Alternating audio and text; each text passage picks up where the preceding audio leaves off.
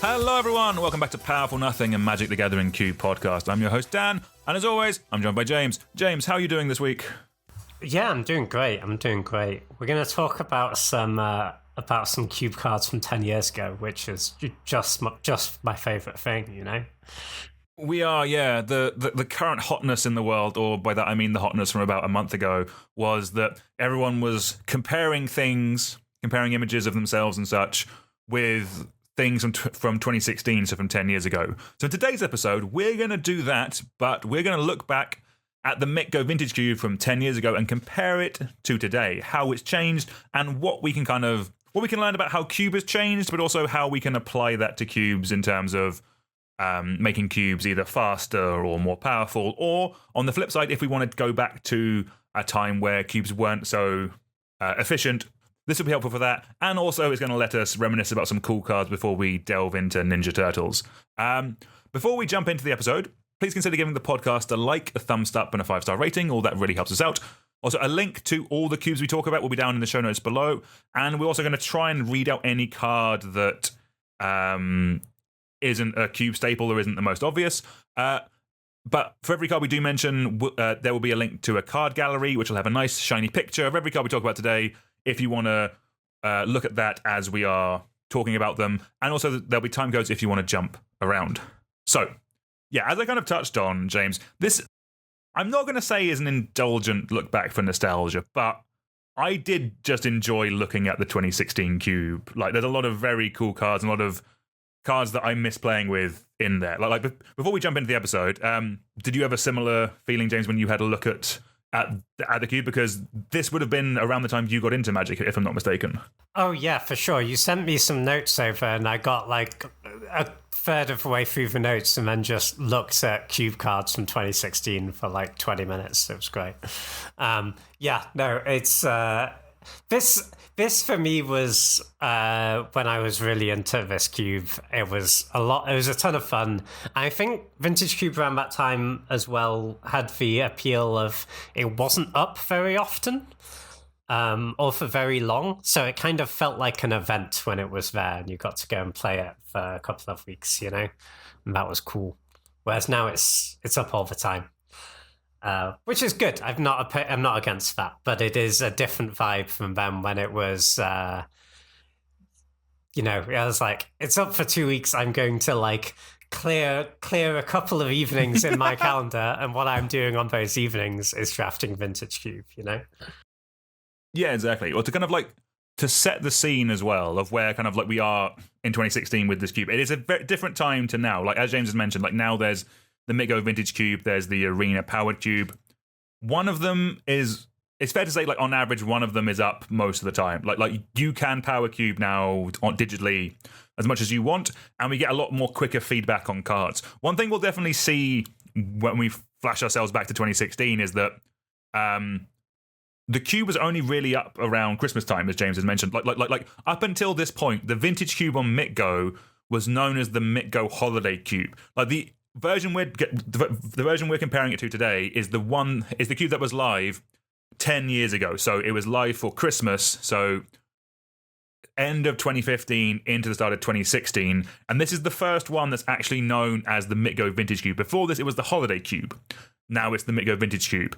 And just with that, like because the cubes are up kind of like annually or every 6 months at this point, it takes longer for people to work out what's strong. So there's still some holdovers from days of yesteryear in this cube. Like there's Mano War and stuff like that in this cube. Like one thing I found from comparing it to other ones is like from a power level wise point of view, Savannah Lion was only cut 12 months before this. I mean, arguably, the difference between Savannah Lion and Soldier of the Pantheon is not that great, you know? What? It's got more words, James. But like specifically that there were 3 vanilla 1-drops in the cube at the end of 2014 going into 2015. When we get into this cube, the cube we're talking about today, there's only one, Isamaru. But I think it's best, so like in terms of like strongest powerful cards that aren't like the obvious power, like we are talking like Jace the Mind Sculptor, Grizzlebrand, and like Big Emrakul are like the biggest and strongest things you can be doing. Is that fair to say, James? I think they're not the most broken non-powered cards, but they're maybe like the most threats. They're some of the best threats. But a lot of the power is a lot more of the power is in the combo stuff, right? In this time, or in the interaction. So, we don't have any of the best threats that we think about the threats now, right? We don't have a Johnny Ocelot Pied for failing us, but we do have like Tinker, for example. We have Entomb and Reanimate and Animate Dead. Well, all these cards haven't been power creps out, right? Like we've got and the Storm stuff is there and it's good and it's really powerful. And you've got things like Sneak Attack, Channel even. Channel was very good around this time. So a lot more of that power, I'd say, is in the combo cards, or it's in the very good interaction, right? Things like Mana Drain, things like Swords to Plowshares. Not so much in the cards which are just a big threat on their own. Yeah, we'll definitely see kind of where the power level of those lies as we go through the episode. But kind of like continue to set the scene for everyone. The set that is currently live in Standard is Battle for Zendikar. This is before Oath of the Gatewatch. So like the most recent cards to be added to this cube are Ulamog the Ceaseless Hunger. That's the 10 mana 10/10 one that if you cast it, exile 2 permanents indestructible, and your opponent exiles 20 cards when it attacks. We've also got Hedron Archive, which is a 4 mana rock that makes 2 mana, or you can pay 2, tap and sack it to draw 2 cards, and Bring to Light, which is a 5 mana tutor that searches for something with mana value less than or equal to the amount of colors spent to cast it. But before you could do anything really broken with it, I believe, this is before the Tybalt combo where you could flip the Planeswalker with it was printed. This is just for value. And also importantly, at this time, currently, the only non-standard sets that have cards in this cube are things like the Portal starter decks, which has given us cards like Burning of Jingzi. I probably butchered that, but that's another wildfire effect. We have Conspiracy 1, which has given us cards like Dak Faden, Brago, King Eternal, and Council's Judgment. Some great Magic cards there. And on top of that, the yearly Commander product. So up to the 2015 release, which is the one with the enemy-coloured ones like the Merrin deck with experience counters, that kind of stuff. It's mainly things like Duretti, Scrap Savant, Toxic Deluge, and True Name Nemesis. Those are kind of like the only non-standard cards really in this cube are from those type of sets. And importantly as well, this is 6 months before Conspiracy 2 brings the Monarchy into the game, which is like the first in the multiplayer mechanic not meant for one-on-one formats, wrecking one-on-one formats, a la the Initiative and some of the others. So kind of like, as a card pool, it's very pure in terms of just like, or it's very standard based with a couple of more build-around cards than just true power outliers, maybe with the exception of Toxic Deluge and True Name Nemesis just being incredibly efficient for the time. Yeah, for sure. I actually hadn't realised Toxic Deluge was from a Commander product originally. That's cool. Yeah, but very much, I think one thing I quite liked about this cube is that, yeah, basically everything had been through Standard, right? So there weren't really cards that were above Standard power level by design. There were definitely some that were accidentally above Standard power level. But generally, because that isn't how they're designed, you sort of have to do some work to make them exceptionally powerful, right? Yeah, no, exactly. We're going to put links down in the show notes for the cubes that we're comparing. But let's jump over some stats. So I think this will really kind of show not just... So obviously, over time, cards get power crept. But I think the stats on this will kind of show how much power creep we've had over the last couple of years, and also where that power creep has come. So both cubes, importantly, are 540 powered cubes. In theory, these are trying to give you the most powerful environments you can at the time. Of the 540 cards, only 168 cards have remained in both cubes. So we've kept 31%. 372 cards are different. That's 69% of cards are different. That is quite a large change over 10 years.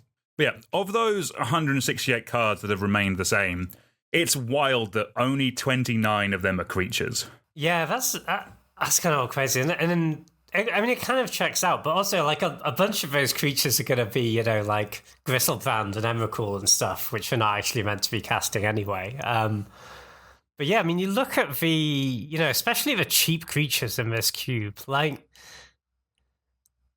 look at the red and the white ones. They're really bad, like, compared to what we have now. Like, oh, but I like them all, but yeah. No, I'm not saying it's a negative, but yeah, like, Jesus, have you read Gorehouse Chainwalker? All right, that's not a good one. I'll give you that. Read it for the listeners, though. It's 1 the red for a 2/1 with Unleash. So Unleash is, you may have this creature enter with a +1/+1 counter on it. It can't block as long as it's got a counter on it. Yeah, that's it. So it's a 2-mana 3/2 unblockable, but can't block, or it's a Goblin Piker. It's a Piker with upside. What do you want? Pretty tough. For this is a format with Tinker and Mana Drain in it, it's going to be tough for me to register Gorehouse Chainwalker, to be honest, Yeah, I'm not surprised. When you go through the numbers, there will be a link down to the Q code which compares the two cubes. I honestly click on it if you're listening to this and just see the comparison. Like when you go to creatures, there's 3 white creatures that have kept over from 2016: Mother of Rune, Stoneforge Mystic, and Flickerwisp. Every other creature from 2016 is different. That's wild. Like blue has kept 5. Black has kept 3: Dark Confidant, Grave Titan, and Grizzlebrand. Red has kept 1. Grim Lavamancer is the only creature from 2016 that remains in the cube today. That is crazy. Like green has the most because we've got birds, Elvish Mystic, Llanowar Elves, Sylvan Caryatid, Tarmogoyf, Corsair, Eternal Witness, Vengevine, and Woodfall Primus. They've kept over from 2016, and some of those are only because we're doing like a graveyard deck right now in the MTGO Vintage Cube. Like you could argue Tarmogoyf and Vengevine wouldn't be in unless there was an archetype for it nowadays. I mean, Tarmogoyf is really bad from the current one, I'll tell you that. You should not be registering that card, I hate to say. Vengevine's a banger, though. But yeah, no, but again, that kind of demonstrates the point, right? They're not the threats, right? Really, they're the dorks are the good ones. We've not power crept Birds of Paradise and Llanowar Elves. Or they're stuff like Vengevine, which is doing a very specific interaction. No, exactly.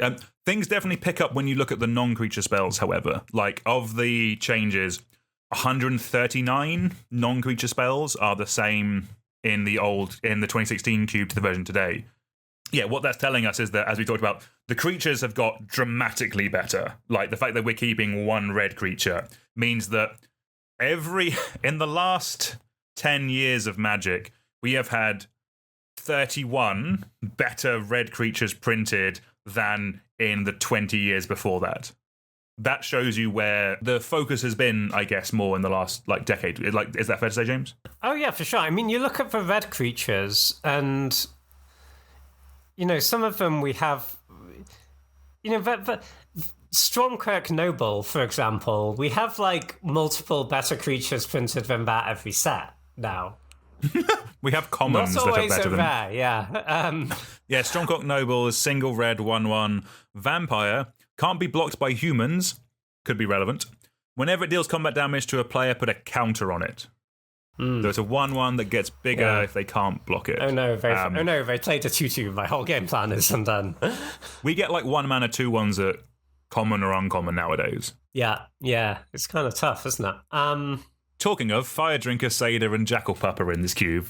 I have no notes, it's perfect. Yeah, but you can't cut Jackal-Pup, can you? It's, it's a classic. It is a vibe. But yeah, we all know that creatures have got better, but it does really show the kind of and this all makes sense, I think, in a powered cube, that kind of creature spells have been power kept quickly, whereas non-creature spells haven't, especially in a powered cube, where things like dual lands and fetch lands, they're going to be in no matter what. Like you can't improve on dual lands. Well, you you can, but there might be a lawsuit. You know what I mean? Like, same with like Power, with like Moxen and that kind of stuff, and like the rest of the Power 9. Because of the reserve list, they can't legally print cards better than these, so therefore that's where the power level of the top end is going to stay. Effectively, it is the age-old thing of like in early Magic, the creatures were terrible and the spells were awesome. Basically, that really shows in the last 10 years or so of kind of like they can't really they haven't been able to do as much with the non-creature spells as they have with the creatures. Yeah, for sure. And it's and that is like a valid design choice, I think, right? Like you play games of like pre-modern, for example, as a format, and it's it's not a bad experience, but it's a very different experience to how Magic is now, because the balance between like Swords to Plowshares as a card and the threats that exist in old Magic is just kind of pretty wild, and for that reason, creature decks were like good in this cube and they were a big part of it, but it certainly wasn't every deck that was interested in casting creatures in these older cubes, and for that reason, like the efficient removal, which is great now, is even though most of it was around then, it was in this cube, right? You've got Sword Splashers, you've got Lightning Bolt, actually wasn't as important as it is now, because you just play against like 30 or 40% of your opponent's Swords of Plowshares actually wasn't very good against them, because they had like 0 to 2 creatures.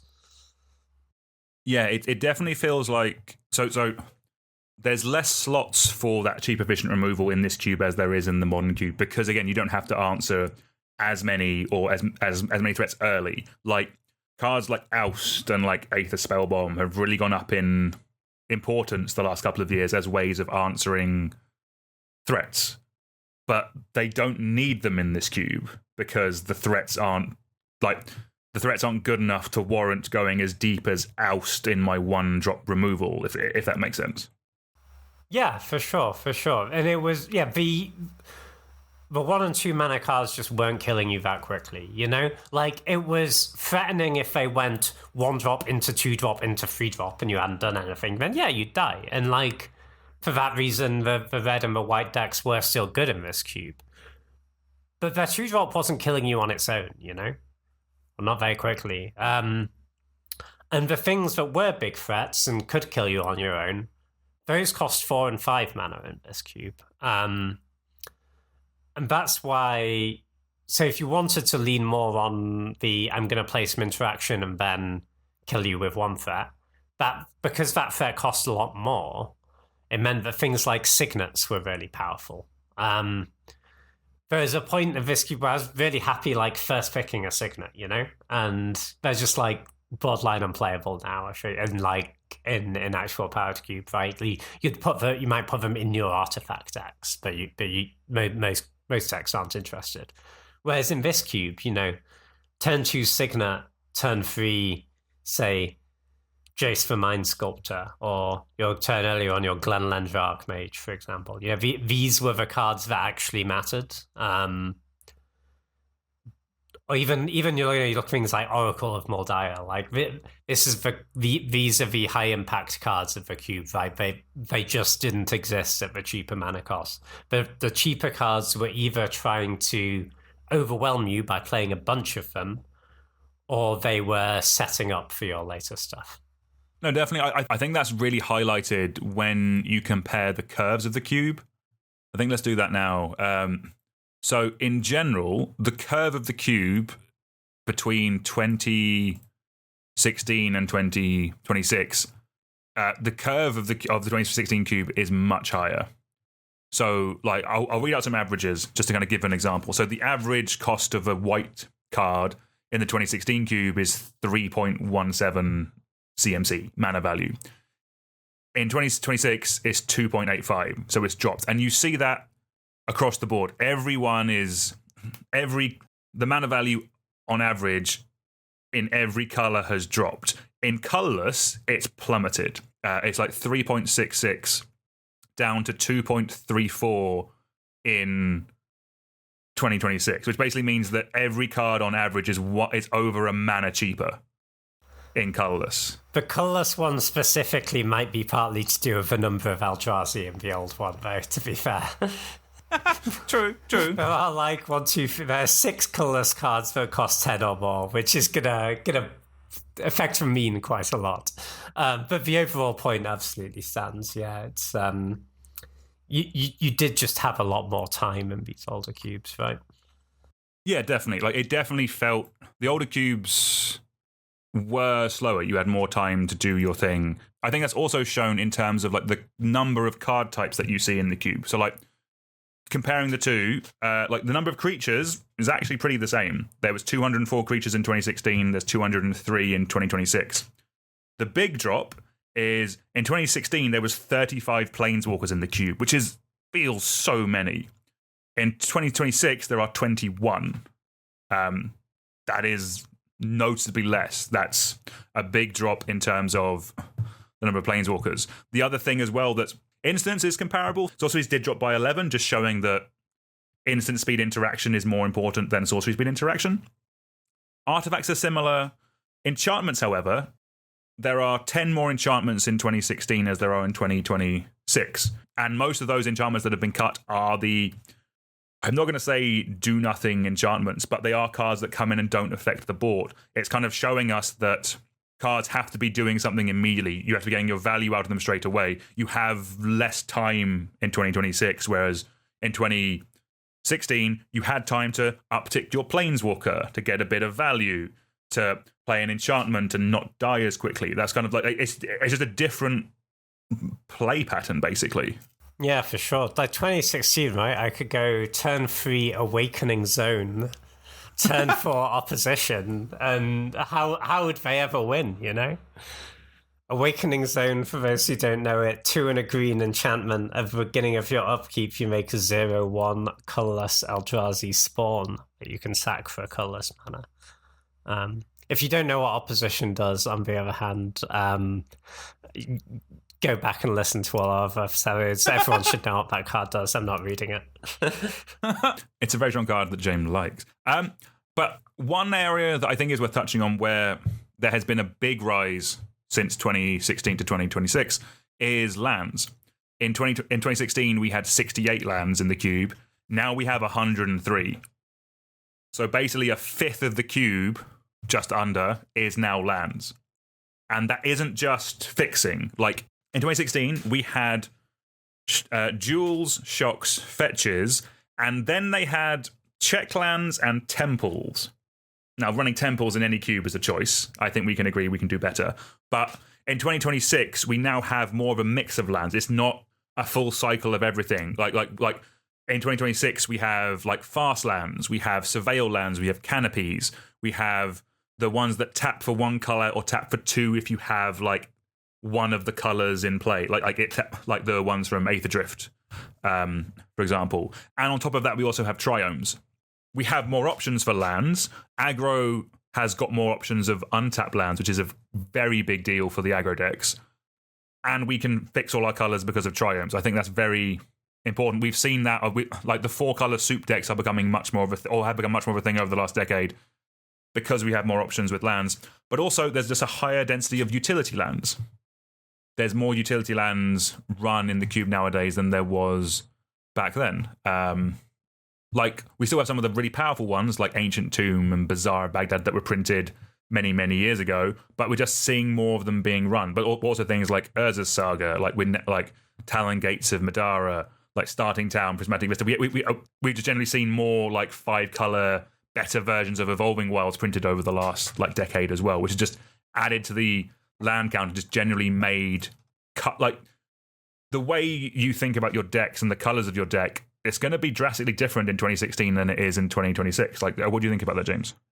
Yeah, for sure. I think a lot of this happened when Triomes came out, because if you compare the land counts across, right, they both have 4 lands of each color pair, but then they've sort of added the Triomes as 10 extra fixing lands. And obviously with them being 3-color lands, that just makes the, playing 4 or 5 colors a way easier proposition. you did used to have to work a lot harder for it.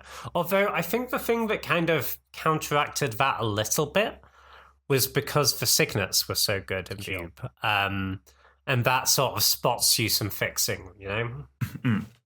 Yeah, that is a big switch. That there was that kind of transition period where we went from all cubes having signets, which were better for splashing but less better for efficiency. We swapped over to talismans. We're kind of now somewhere of you don't run all, like most people, I don't believe, run all 10 talismans. They'll run the ones maybe in the colors that care about the artifacts more, basically. That's more where you see them if you want that kind of ramp nowadays. Yeah, for sure. But I think even actually bigger than the switching signets to talismans is just the thing that the signets were good then. So you could put them in your deck, you know, and you sort of got the fixing for free because it was good to just go from 2 to 4.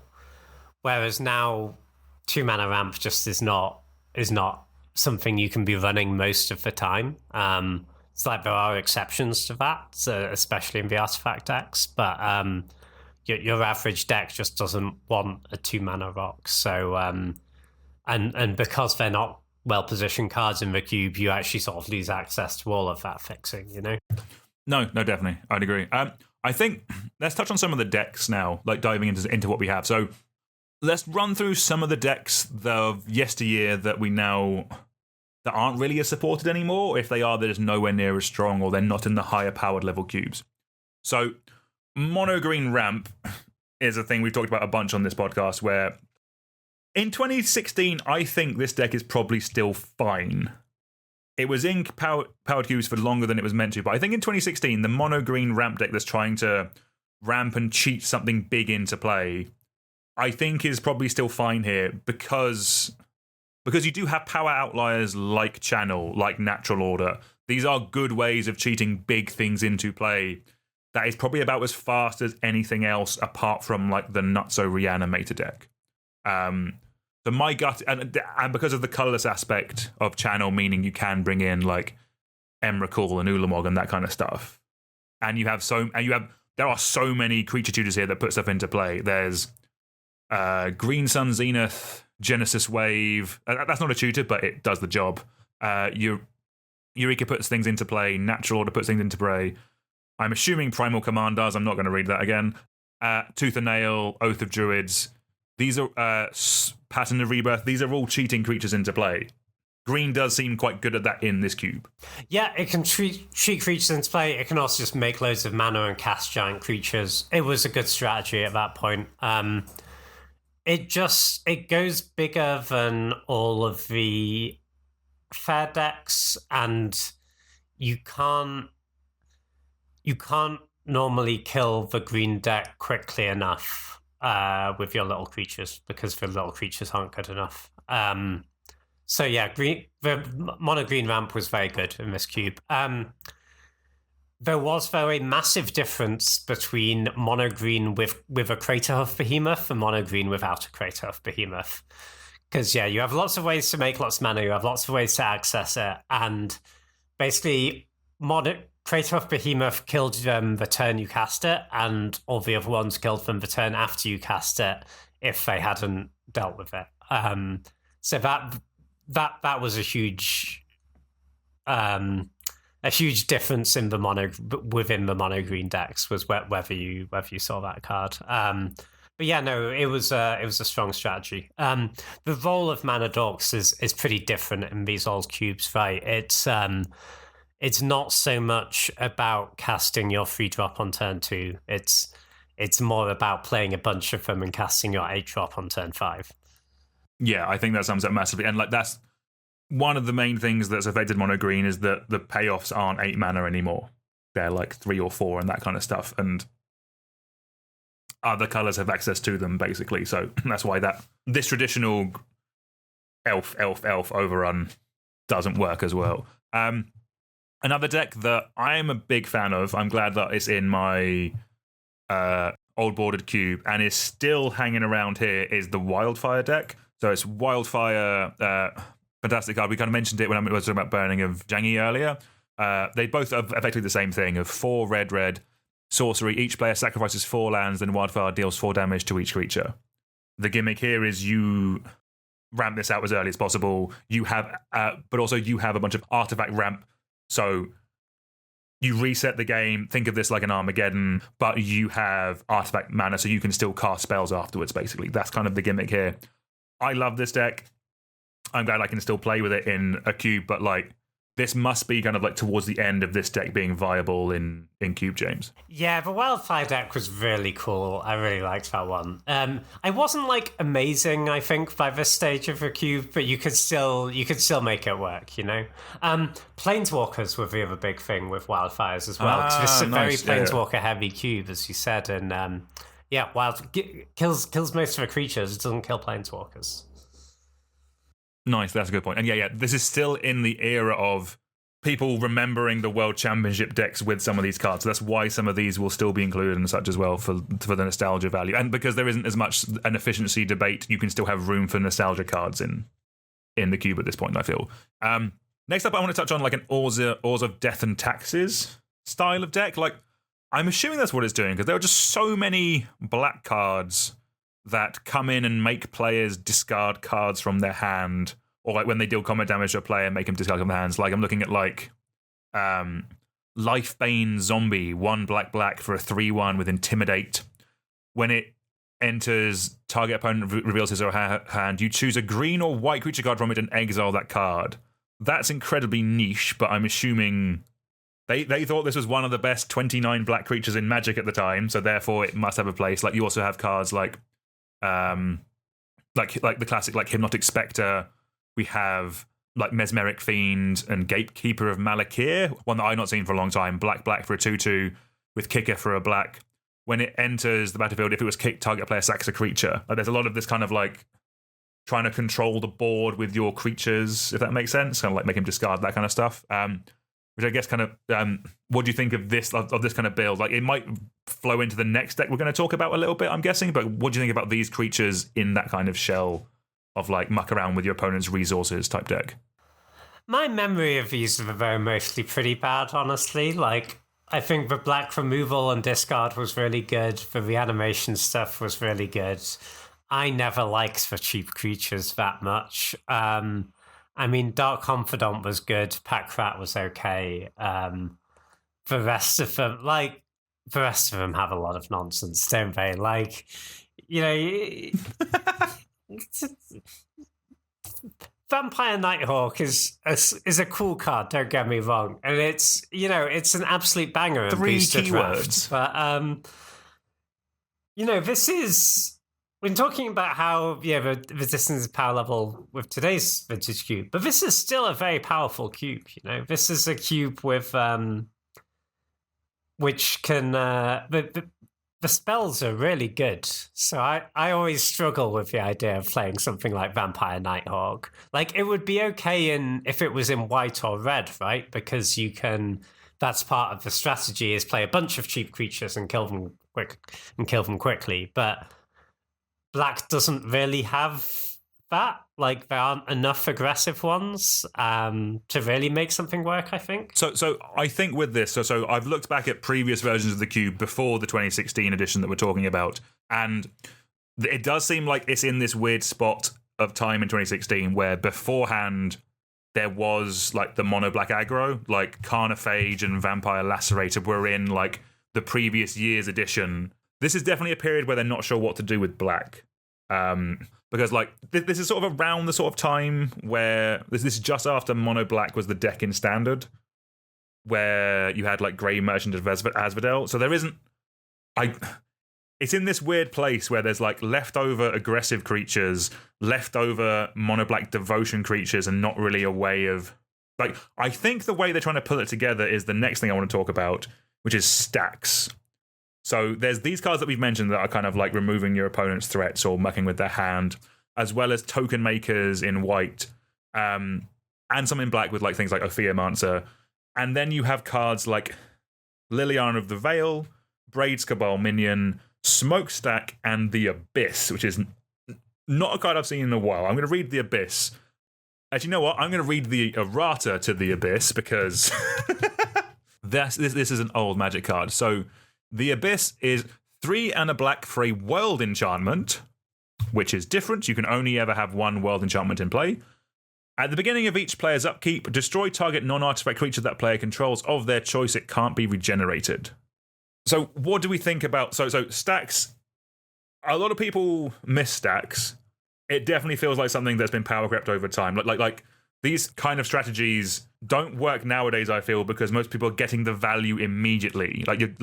Your cards have good ETBs, or you're getting value from them on their way in, or they can attack quicker, that kind of stuff, or they're just more efficient. Like cards like Liliana the Veil, Braids, and Smokestacks, and the Abyss need time to get going to control the board. Is that fair, James? Is that the reason why you think why this deck has been kind of left in the dust? Yeah, it's a real shame. I like a lot of this stuff, especially like Smokestack is such a cool card, but it just doesn't work in most cubes now. The problem is that if you play it on turn 4, it's too slow, right? It takes a couple of turns to really get going. So you need to get it out quickly. But even when you do, there's so much stuff your opponent can have that makes it ineffectual. Like, so many cards, just make some treasure or make some blood, and yada, yada, yada. And sure, it's good for you to do, but also your opponent is just going to have those cards in their deck because they're just powerful, you know? It's one of those cards, Smokestack, where you convince yourself you've got an amazing Smokestack deck, and then you sit down for your round 1, and your opponent makes a bunch of tokens, whatever, and it doesn't do anything, and you're like, oh, I was just really unlucky. Like, I played against the one guy where Smokestack wasn't going to be good, and next round it'll be great, and then it happens again, and then you run that back a couple of times, and at some point, maybe Smokestack isn't actually where it's at, unfortunately. But this was, I mean, even back in the day, I think this was kind of tough to get work, but they were cool cards. I like the Abyss. The Abyss, there's a funny interaction in this cube where if you have the Abyss, you can play True Name Nemesis and give it protection from yourself. And that is rad. Yeah. I really like that. Because it's worded in such a bizarre way, right? Like, if they print it now, it would just say, at the beginning of your upkeep, sack a creature. But they didn't, I don't know, maybe they forgot about the word sacrifice. So instead, you have to target it. So if you have protection from yourself with True Name, you can't target it, and you can just kill them with a True Name. That's really funny. Also, actually, not a point that's come up yet, but this is also about a year and a half before Treasures were printed. This is started 2016. Treasures came, I believe, in Ixalan, which is end of September 2017. So a good year and a half before the start of additional or cards making more stuff, basically. Yeah, for sure. It's just been, and then we continued from Treasure to Blood and Clues Power and all the Stones rest are in of there. it. Yeah. Actually, I guess this is before Clues as well. Clues, I think, is like the end of this year. Clues is Return to Innistrad, which is coming, which isn't out yet at this point. Yeah, they sort of invented the non-creature artifact token on Ixalan and have gone ham with it since. Exactly. Let's keep it rolling in terms of decks that don't see as much play. An obvious one is twin combos.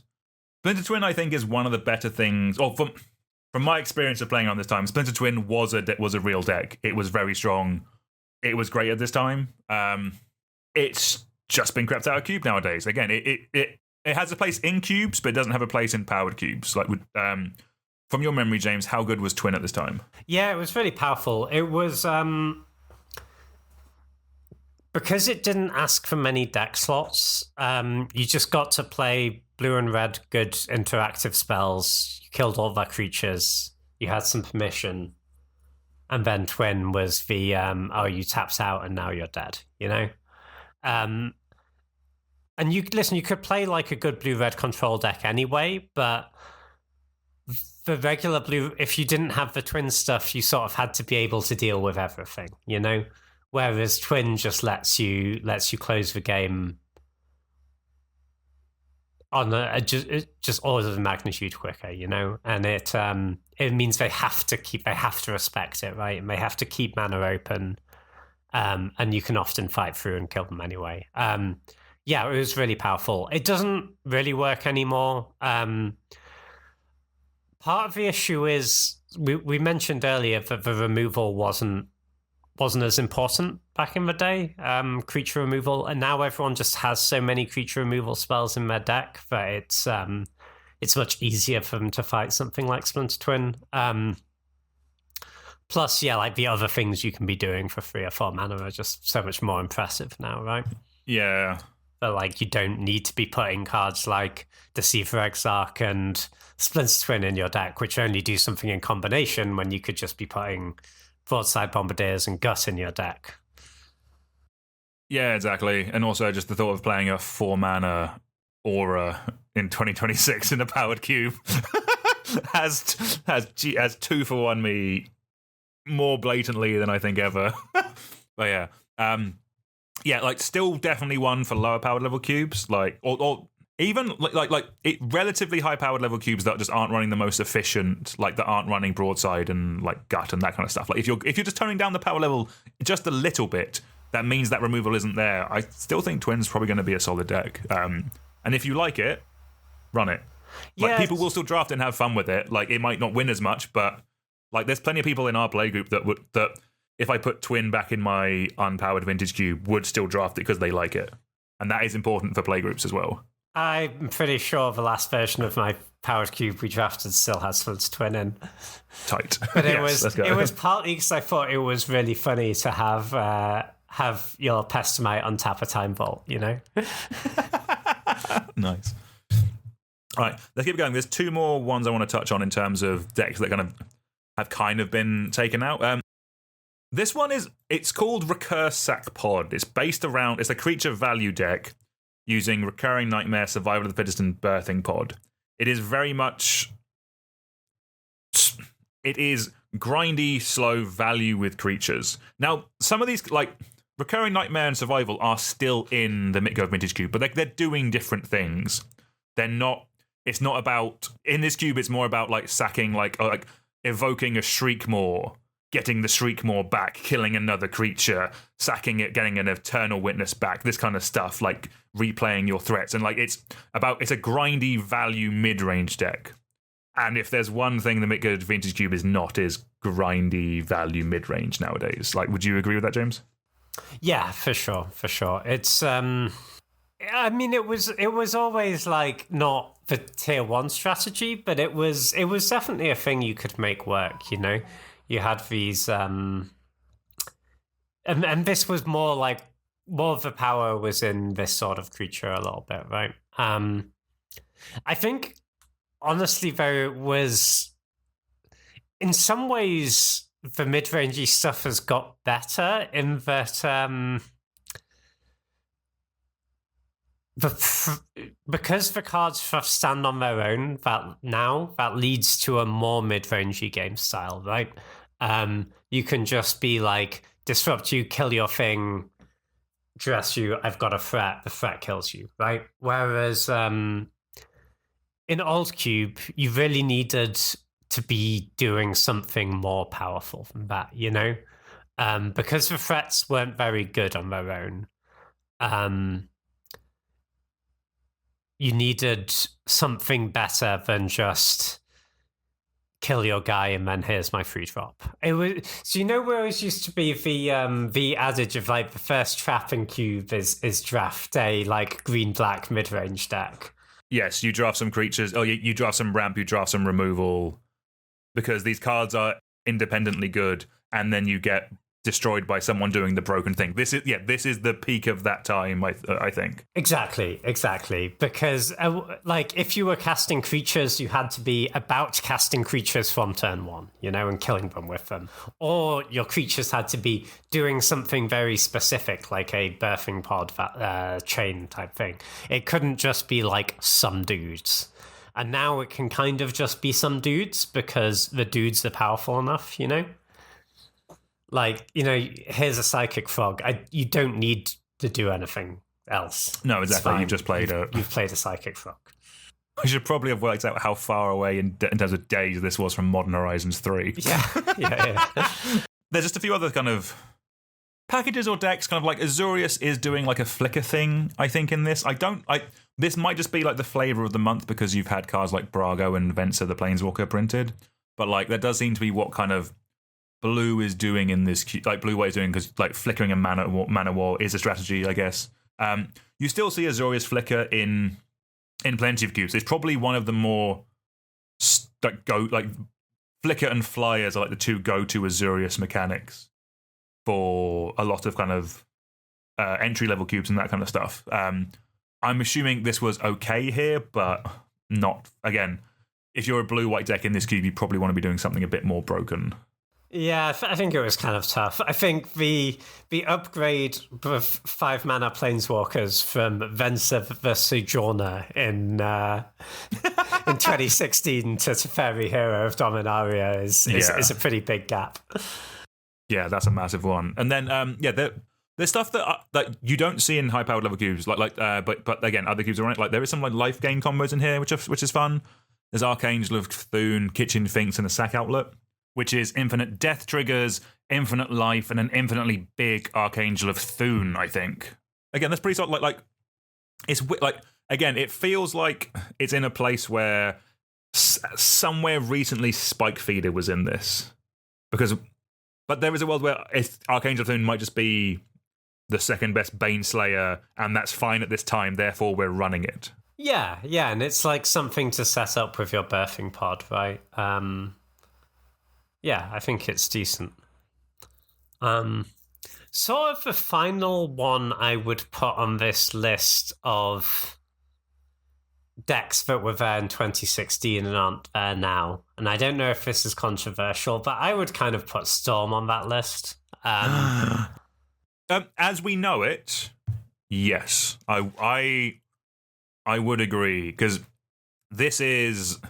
The build in this is... like a lot of the cards are still in the modern cube, but the viability of it is entirely different. Like, this is, like, Ritual Storm, like, at its, like, peak, I'm guessing, in terms of strength. Would you go with that? Like... Yeah, and there's kind of, like, multiple different Storm decks available, even, right, within this cube. There's the, like, Dark Ritual, Yawgmoth's Will, Tendril Storm deck, and then there's also this like Heartbeat of Spring, Time Spiral, Untap My Lands, Turnabout Storm deck, which is a pretty distinct thing actually, which is also in there, and was really good actually. And you can you can still be doing the like the wheelsy fast bondy stuff, whereas now really the only sort of quote-unquote Storm decks, which are actually very good, you can do the Underworld Reach Brain Freeze thing, is very powerful. But really, that's a sort of 3-card combo. It's not like you're not a Storm deck, really. You're mostly a deck which sees lots of cards and kills their thing and then combos off. And there's the like Wheels deck can kind of do some Storm adjacent stuff, but it's not Storm in the sense that it existed in these old cubes, you know?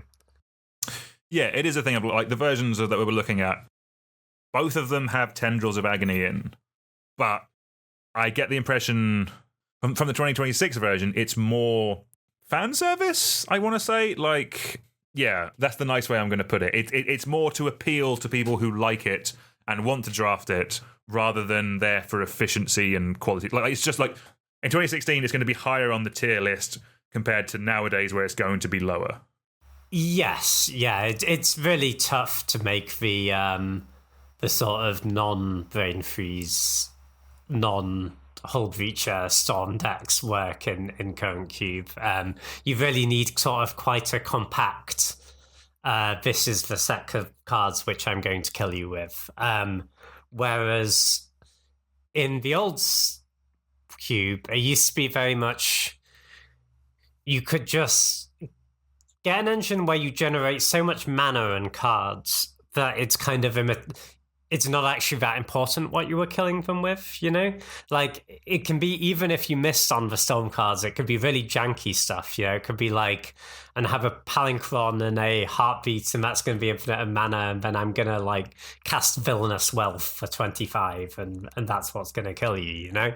It didn't actually matter that much what killed them, you know? It was about the... It was about that sort of card, the number of cards you could see and the amount of mana you could generate, and you can't really make those decks work most of the time anymore. Yeah, no, I agree with that. I don't remember how he did it, but I definitely watched the LSV video around this time where his Storm Wincon was Siege Gang Commander. Oh, phenomenal work! It was like effectively you had infinite mana and he was able to flicker it basically. So it was just pinging them out, just pinging them with goblins. I don't remember what it was, but there was definitely there was a Wincon that involved flickering Siege Gang Commander to make more goblins to just throw it at your opponent. Yeah, this is the era where you can do that. Yeah, exactly. Yeah. I regret to inform you that in 2026, Siege Gang Commander is not a Storm win condition. No! Dreadful. What is the world coming to?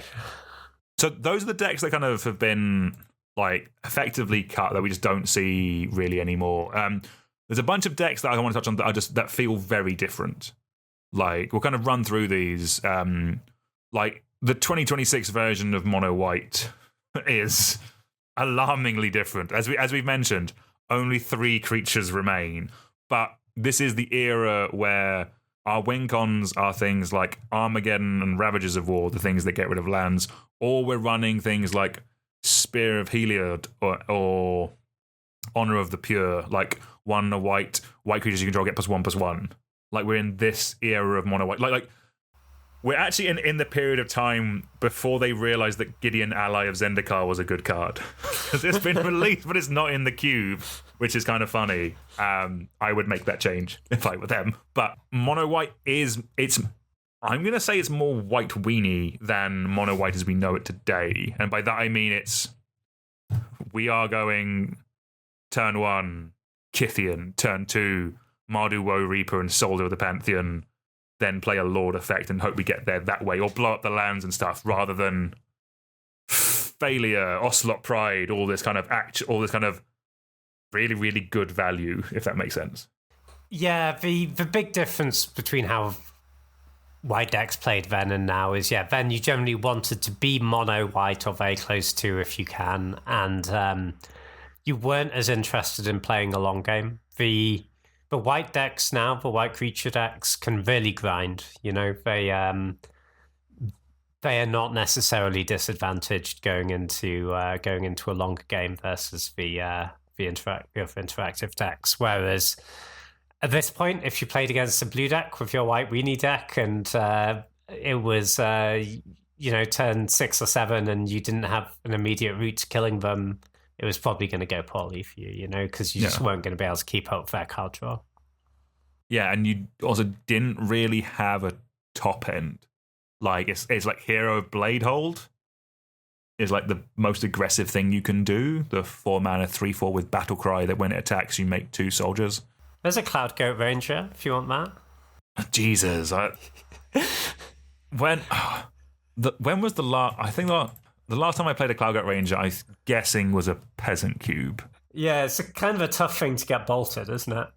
The Cloud Goat Ranger is 3 white for a 3/3 giant warrior. When it comes in, you make 3 white Kithkin soldier creature tokens, and you can tap 3 untapped Kithkins you control to give the Cloud Goat Ranger +2/+0 and flying until end of turn. This feels like the worst mere battle sphere I've ever seen. But at the time, probably so. And although Kithkins are back in hotness now, James. Lauren was the most recent set at time of recording. There's kind of a callback to this in the Lorwyn set now. I think it's called like Kith Elemental or something. Okay, yes. It's an elemental that makes some Kithkins, and then you can tap them to give it +3/+7. Nice. Another deck that I want to touch on that is again very different is Artifacts. Like in this era, it's more about making as much mana as possible and casting a colorless payoff like Karn, like Ugin, or a big Eldrazi, than it is having a number of artifacts in play. The decks nowadays But basically, I'm going to say since Urza Saga was printed, the moment Urza Saga got printed, the decks have transitioned into having more artifacts in play rather than making as much mana in colorless. It's like, would you go with that, James? Yeah, for sure. This was the deck where you want...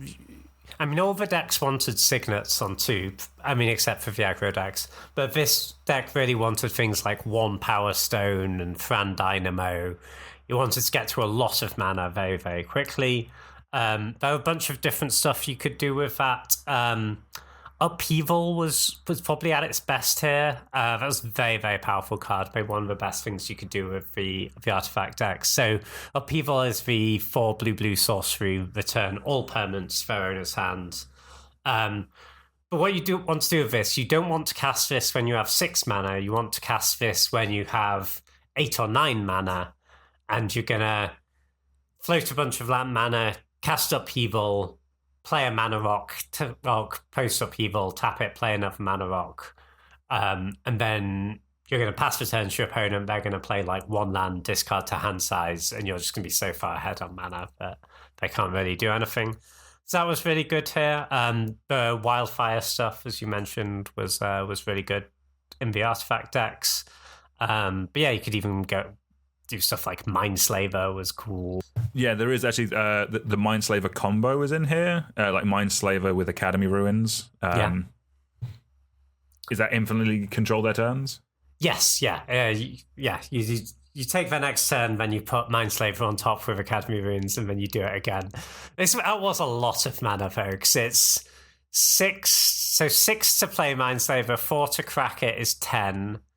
And then basically 3 to put it on top with the Ruins, right? 'Cause it's 2 and tapping the Ruins itself. So you just needed a casual 13 mana to get it rolling. But once you were there, it was very good, you know? This is the time where you could do that, I feel. Yeah. That was cool. Yeah, another deck that I think is quite different is the lands deck. Like we mentioned how there's just less lands in the cube. Like there's no, like this is years before like the 4-color Omnath or like Golos or any of the land-based payoffs for having different types of land or different colors of land in play. There will have been some mechanics printed that care about types of colors printed, but none have really made a big splash enough to make it a whole multicolored like 5-color deck yet. In this, like like the lands deck that exists is more kind of like we have Zuran Orb and Fast Bond and like Course of Krufix. So then with a fetch land, you can get all the lands out your deck, that kind of stuff, make infinite life. And obviously like Strip Mine is in because it's an old cube. So we can do that kind of stuff with it, but we're not doing like Titania stuff that we can do nowadays. Like Titania is printed, it's legal, or it's been printed at this point. We could do it, but maybe the fact that there's only one Crucible of World effect means that kind of deck doesn't really come, like that deck doesn't come together either. Yeah, I feel like Titania probably would have been good if they'd put it in, honestly. I think that was maybe just an oversight. I mean, I guess it was probably less what Green was doing at that point, right?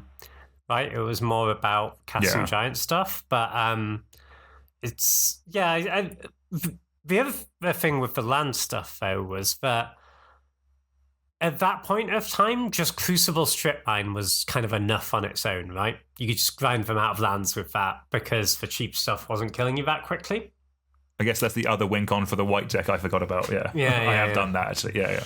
Whereas now it's like you can set up your Crucible Strip, but they have a creature in play and the creature's going to kill you way before they run out of lands, you know?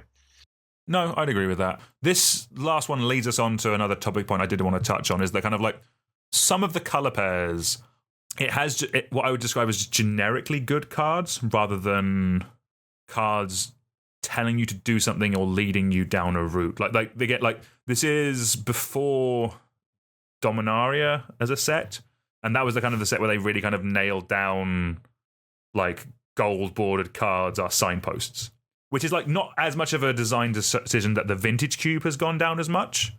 It has gone through sways of doing that, but like most like limited environments and like cubes that people build themselves will generally follow that design principle of gold-bordered cards are kind of a signpost. And like we see it a little bit in this, but in general, there's a lot more just like generic cards that are replaceable than you would see normally. Like in Rakdos, for example, we have Dreadbore, Rakdos Return, and Terminate.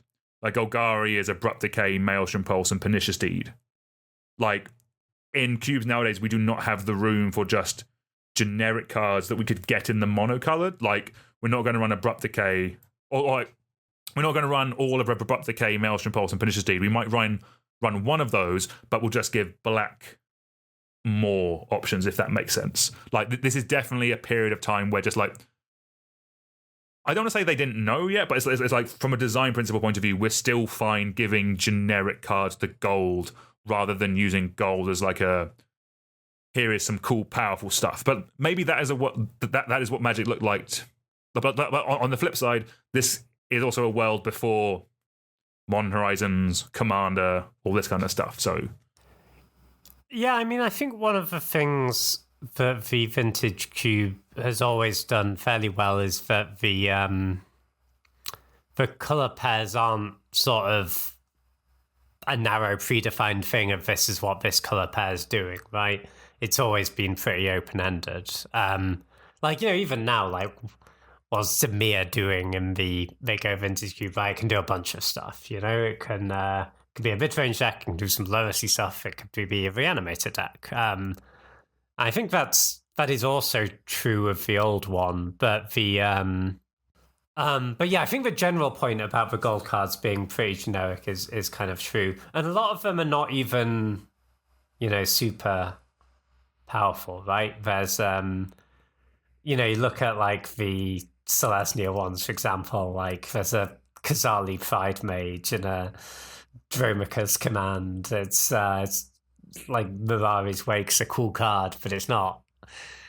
It's not a very good one in this cube, you know. But I think that was partly we had a real shift in design approach in Magic in general. I think at some point where they decided that the gold cards were willing to push way more than monocolored cards. I think that maybe came after this, so we just didn't have that density of gold cards to draw upon that were really powerful. No, that's right. Yeah, it is a thing of the dual color pairs do have, like, they each have 5. And I know it's from an earlier time period, but like when I was building my old bordered cube, I was really struggling to find hits. So I can see a world where the best thing that Orzhov can do is run a Vindicate, run a Sind Collector, and run an Utter End. Like those just might be the most efficient things that it can do at the time. I did think Utter End was a bit of a low point, to be honest. 4 mana removal. 4 mana. It just kills something, you know? No, I remember, like, so this is not soon after Hero's Downfall was printed, and that was like the best removal spell, like 1 black, instant destroy target creature or planeswalker. Like, when it was printed, it was a rare in Theros. Is this a common now? I think Hero's Downfall's been uncommon. I don't know. It is an uncommon. Yeah. Okay, it's still an uncommon, but like I wouldn't be surprised if that became it's probably just because the Planeswalker part isn't relevant at Pauper. They haven't downshifted it, would be my gut. Yeah, I mean, like, ultimately, Hero's Downfall is just a murder that hits Planeswalkers, right? And Planeswalkers are kind of less important than they used to be in lots of ways. But yeah, kind of with that in mind in terms of, like I guess kind of how design principles have changed. I think one thing I do kind of want to touch on before we finish out here is that because we're in the future, we have more information in hindsight at some of the things that this cube doesn't have. So one thing that I think is interesting is some of the things and cards that could be run in this cube that they're not. Like we touched on, Gideon Ally of Zendikar isn't in yet. That's a very strong card that had just come out and they had missed. But like one thing that I've seen that's not in this is Flash.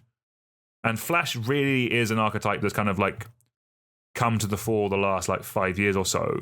But this feels like the time where there was still enough cards for it to be good. Like James, like we don't have Atraxa and some of the other like card draw cards or some of the redundancy cards like Torsten, but like do you still think that there's enough to make a Flash package work in this cube?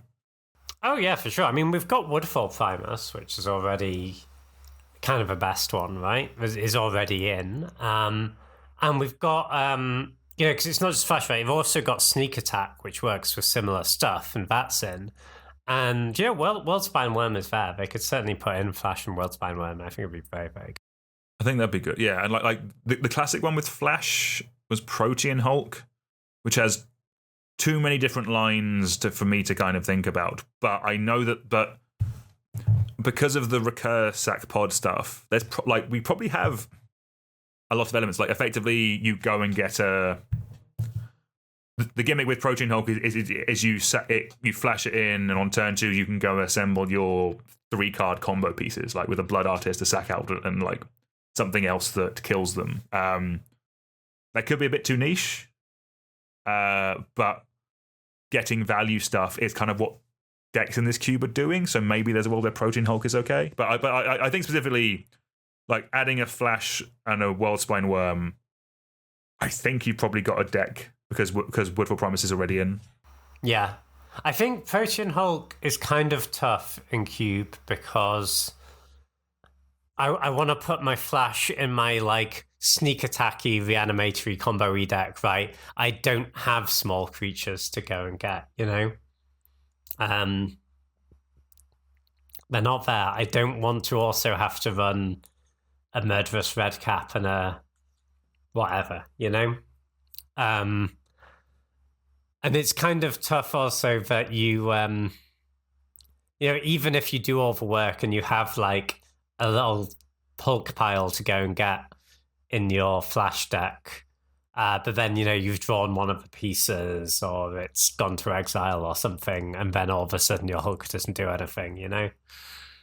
That's very fair. I guess my point was, I guess I was thinking just Flash Hulk I know is a thing, but that's probably, I'm assuming people would have tried it at this point, and that's probably why it's not there. A lot of why. So Flash Hulk is busted in like Commander and in like Canadian Highlander and formats like that, where you have this big toolboxy deck and you're playing 100-card singleton, right? So it's really cheap to put in these other little combo piles, and you have redundancy for everything. Whereas because your deck is this perfectly constructed, fine-tuned machine, and cube decks aren't like that, right? They're imperfect and they're a bit messy, and it's just kind of tough to have a Hulk pile with redundancy in your Flash deck. No, I think that's fair. Some other more obvious changes, though, that I think we can agree on, is that the fact that there is a cycle of temples in this cube and the pain lands are not is wild. I know that this must have been a case of Theros was probably like the year before this, so therefore current hotness, but pain lands are much better than temples. Run those instead, kids. Some other ones, and again, this is very early in the period of time where they are thinking about commander cards in one-on-one formats or multiplayer cards. Like we have a couple that we've kind of mentioned, but like cards like Mystic Confluence or Fiery Confluence,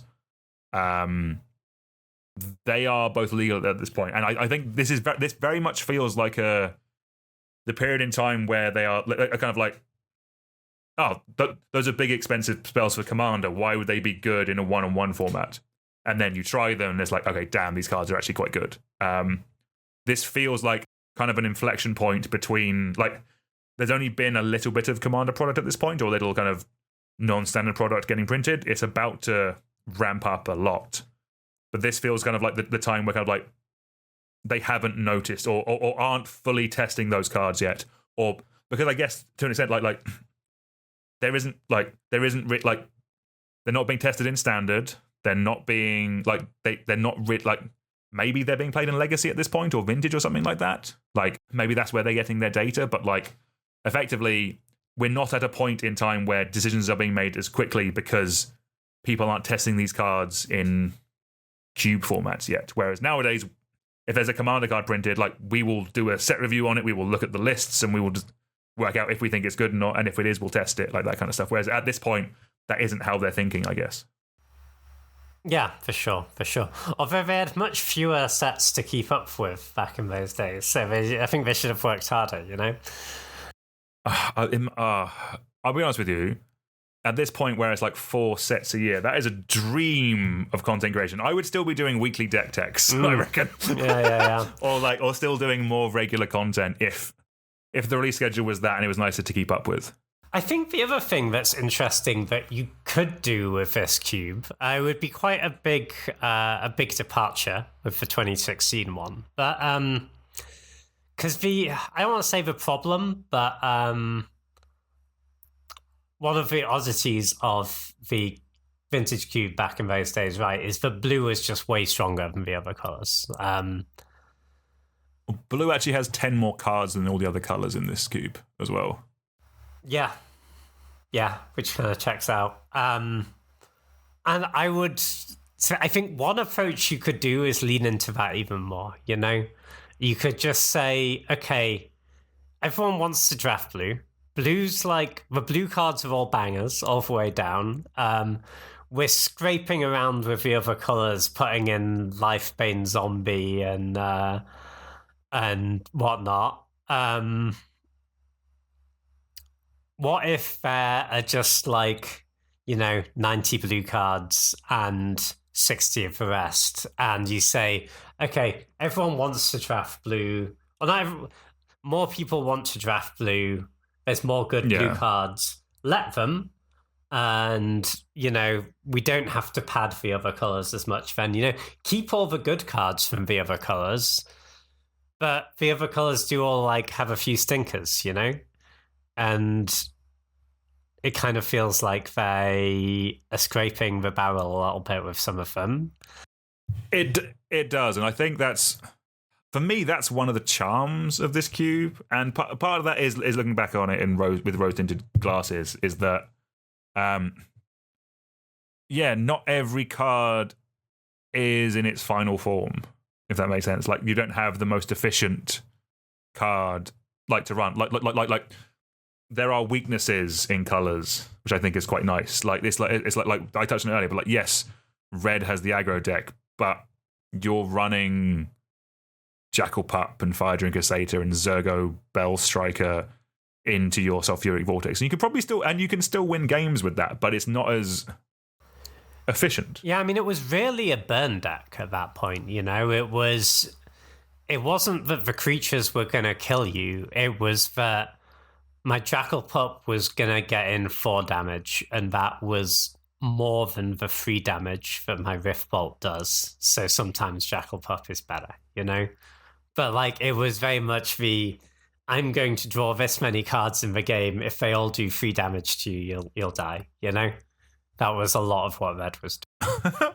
No, exactly. Right, I think we need to kind of start pulling this together, because there is a danger that we just start waxing lyrical about cards and I spend another 30 minutes talking about Jackal Pup, because believe me, I can. But James, in general, final thoughts on this cube and thoughts on how things have changed over the last decade or so. Yeah, I mean, it's very different now, isn't it? It's I really enjoyed the old vintage cubes. I think there's I thought the deck building was kind of more interesting in a lot of ways, because it felt like there were really powerful things to do, right?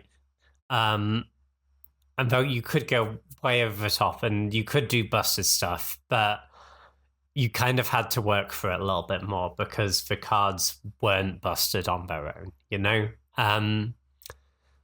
Whereas the new cube now, that vintage cube now feels to me like the experience of drafting it feels in a lot of ways more like it sounds weird, like the most powerful version of drafting core sets you can imagine is sometimes how that vintage cube feels to me. The ones I'd recently, if I am trying to actually draft it optimally, because a lot of it feels more just like find the open colors, draft the really powerful cards, And like, not to say there isn't like other stuff you can do, and sometimes that stuff is good, but it feels like there are fewer good decks, you know, and more that are just a bit soupy. And listen, it's fine. It's not like a bad experience, but I think it's good to have some variety, you know. So I'd be in favor of them like having a bit more variety in which cubes they put up, because I do think that the vintage cube experience now is a little bit narrow sometimes, you know. I'm actually I'm kind of thinking of building a sort of version 2.0 of my powered cube where it's not going to be like, you know, retro get rid of all the new cards, but it's going to be a get rid of a lot of the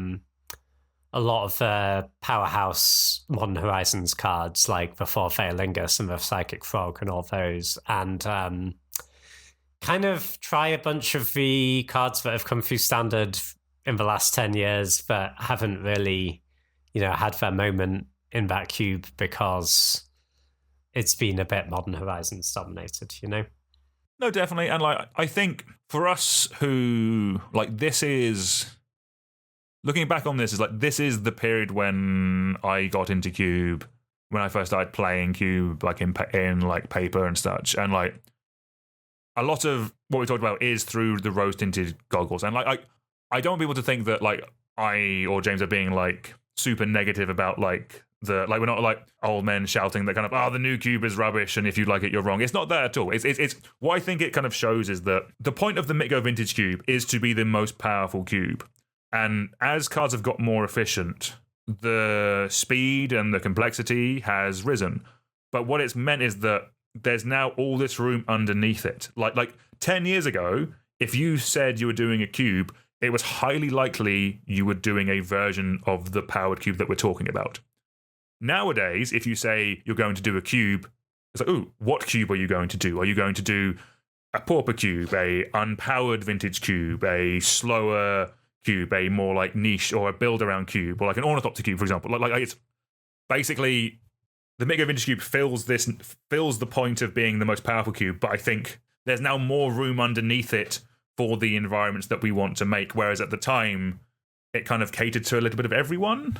If that like it's still trying to please older players in here. Like there's cards in the older cube that should probably have been power crept out, but haven't yet. Like we're still doing wildfire decks. We're still supporting like Master Core is still in the cube, I think, at this. Oh no, Master Core was just cut. Like there's cards that kind of like there wasn't the redundancy and depth of card pool at the time, so you could still run some nostalgia cards or still run cards to keep people happy because they like them. You can run more cards at the time that people like because there aren't the power differential is not as high. Whereas nowadays, like, the designer can't be like, I'm going to run this card because I like it, because the most efficient version is so much more efficient, basically. And I do think that is just it's a change in Magic.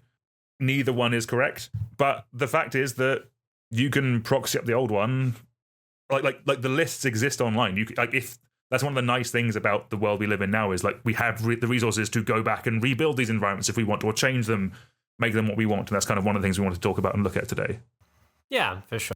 I'm sure part of this for me is definitely also nostalgia, though, because it was also very different in the way we got to engage with it. Because also, actually, for me at the time, I was drafting in paper, but not really Cube very much. It was mostly booster draft. So the way I engaged with Cube was like drafting this online in like the 2 weeks it was up, and I was never able to get in enough drafts in those 2 weeks to get bored of it. So I just never got bored of this cube. Whereas now, because it's up constantly, at some point, you know, I had enough free time to get bored of it, you know? Yeah, definitely, I'd agree with that. And yeah, again, it's like, I don't want it to sound like we're just shouting at a cloud, but yeah, it's the main point of today was just comparing the differences and seeing how things have changed and doing a cool look at an old cube. And yeah, it definitely brought back a lot of memories and makes me want to play with a Pelucranos. Yeah, for sure. Some of these old cool cards again. I will say, I think one of the things the new cube is way better for, though, actually, is that people play cube competitively now in a way that they never did back then. And I bet the old one would have been kind of bad to play competitively, because is the color imbalance, I think, would be quite a lot. And actually just there'd be a lot of you have to be mono red or mono white or mono green or blue, open power or be blue. Yeah. Like I can imagine. Yeah, from a competitive point of view, things being much more swingy back in the day. Yeah, like did you get a Lotus? Because again, there isn't Fourth Aerlingus, Minsk and Boo, Shieldred to fall back on if you don't open power. Yeah, for sure. Like the because now, right, there's the category of cards is like power 9 plus, solving and Time Vault and whatnot, if that's in your cube. And then just below that, there's a whole nother band of cards. It's like Fourth Aerlingus, Psychic Frog, White Plume Adventurer if you're playing cube with the initiative. Oh, I forgot about initiative. Yeah. Jesus. Yeah. Which are like obviously like a significant amount worse from Pomoxen, but they're still like big power spikes, which can make your deck way better. Whereas in the old cube, right, there's like the power, there's the busted fast mana and the power, and then there's this giant gap before you get to everything else, right? Like outside of the power, like what's the next best card for first pick in this cube? Maybe I don't know. Tinker was very good. Reanimate, maybe. I'm gonna say Tinker. Yes, I like Tinker. Reanimate. I'm gonna say Grizzlebrand. Because I think if you because there's less redundancy in terms of big things to cheat in. So if you get that, I think you're likely to. I think people are less likely to take the Entomb early in this period of time. Mana Drain, maybe? Mana Drain's kind of cracked. Mana Drain's hot. Yeah. Are we at a period where Snapcaster Mage? Are we taking that highly? Surely not. It's good. It's a good card. I remember an article at the time that was like, if you don't get power, it's Grizzlebrand, Snapcaster, Sneak Attack, I think. Sneak Attack was very good, yeah. That's a good shout. Jewels, I think, at this point. Not fetches, jewels are the earlier ones you take, I think. But there's... Yeah, the gap between the power and the other cards is much bigger. Is my point. So yeah, the do you open power lottery is a much bigger thing, I think, in the old. That's fair, and that's actually an interesting point because one of the things that why my cube is an unpowered one is because I don't like that level of power swing. So maybe again, this is the rose tinted goggles or the rose tinted glasses part of it, whereas like I don't remember the times where my opponent had power and I didn't. Yeah. All right, I think that's a good place to leave it. We could be talking about this cube for hours, but yeah, let's call it there. James, thank you very much, man. That was a pleasure. Yeah, always a pleasure. Thank you. Marvelous. Just as a reminder, do make sure you give the podcast a 5-star review, tell a friend, all that good stuff. Next week, we're going to be back with our Teenage Mutant Ninja Turtles set review. Hard cutting back into 2026. But from the cards that we've seen spoiled already, does look like there's some cool cards for us to talk about for Cube. Until then, it's goodbye from me, and it's goodbye from James, and we'll see you all soon. Goodbye.